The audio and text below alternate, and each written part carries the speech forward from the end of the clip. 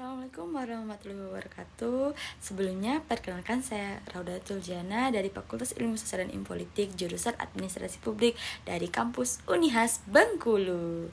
Di sini saya akan memberikan penjelasan ini artikel tentang pelaksanaan Musrenbang Desa di Tumbang, Banten. Penulisnya adalah Peri Setiawan. Awal cerita, mengapa sih saya memilih penelitian ini? Karena penulis ini memulai artikel dengan melihat kenyataan bahwa pembangunan desa tersebut seharusnya dilakukan untuk meningkatkan kesejahteraan masyarakat. Namun, banyak tempat atau proses perencanaan pembangunan desa hanya berjalan sebagai formalitas. Musrenbang Desa yang seharusnya menjadi forum terbuka bagi masyarakat ternyata sering didominasi oleh perangkat desa tersebut. Hal inilah yang mendorong kenapa penulis penelitian bagaimana sebenarnya proses Musrenbang Desa tersebut. Berlangsung di Desa Tumbang, Banten. Sebuah desa di Kecamatan Sungai Babuat, Kabupaten Marung Raya, Kalimantan Tengah.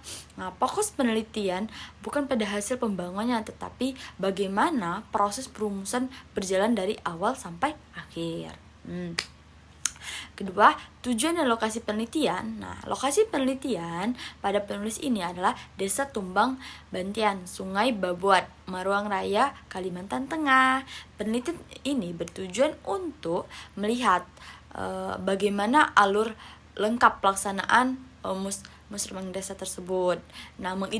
Mengidentifikasi apakah tahap-tahap perencanaan berjalan sesuai dengan prosedur yang sudah ditetapkan. Menilai seberapa besar keterlibatan masyarakat tersebut. Metode yang dipilih oleh penulis tersebut adalah kualitatif, deskriptif. Penulis itu mendatangi masyarakat, mewawancarai perangkat desa, mengamati jalannya musyawarah dan menelaah dokumen-dokumen desa terkait pembangunan tersebut.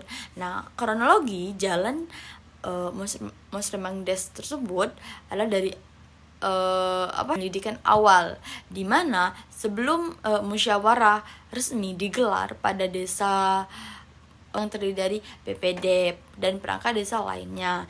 Mereka diberi tugas mengumpulkan informasi dan masyarakat mengenai kebutuhan dan persoalan desa. Namun, kenyataannya proses ini berjalan kurang maksimal. Karena apa? Sebabnya karena banyak warga yang hanya menjadi pendengar ketika ditanya, suara masyarakat hampir tidak muncul karena mereka merasa tidak terlalu punya ruang untuk bicara. Justru perangkat desa yang lebih aktif dan menyampaikan pendapat.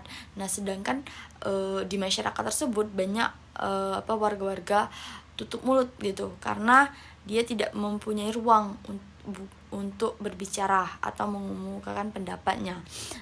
Di sini masyarakat ikut menemukan apa masalah prioritas desa. Namun faktanya masalah dirumuskan sebelum Musrenbang Des berlangsung. Keganjalan kan? Yang merumuskannya hanya perangkat desa dan PDO. Jadi cuman perangkat-perangkat aja. Masyarakat umumnya nggak terlibat sama sekali. Jadi masyarakat cuma menerima aja, dia tidak bisa mengumumkan pendapat gitu. Minimnya kepercayaan perangkat desa terhadap masyarakat membuat warga dianggap kurang mampu merumuskan kebutuhan secara objektif. Akibat masalah tersebut munculnya hanya sebatas hal-hal umum seperti misalnya dengan kemiskinan, kesehatan, infrastruktur, padahal masih banyak masalah lain yang lebih spesifik, namun tidak muncul karena masyarakat tidak dilibatkan. Penulis merumuskan bahwa program kerja dibuat secara rinci, tugas pelaksanaan sudah dibentukkan dengan jelas, jadwal pun sudah disusun, jadi ditata rapi lagi. Secara dokumen desa terlihat sangat siap. karena sudah mempersiapkan hal-hal untuk musbang desa.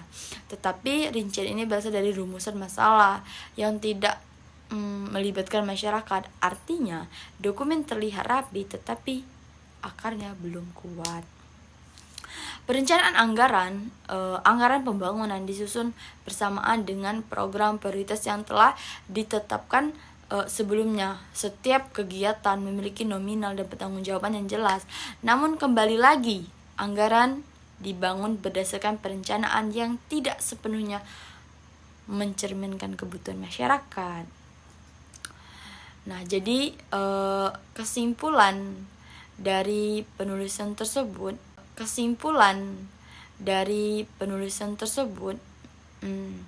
penulis menyimpulkan bahwa pertama, Desa Tumbang Bantian belum mengikuti 6 tahap perencanaan secara baik, terutama kepada tahap penyelidikan yang tidak membuka ruang warga. Dan kedua, membuat perumusan masalah yang hanya dikerjakan perangkat desa saja. Dan ketiga, tahap identifikasi potensi yang hanya fokus pada dana bukan potensi desa.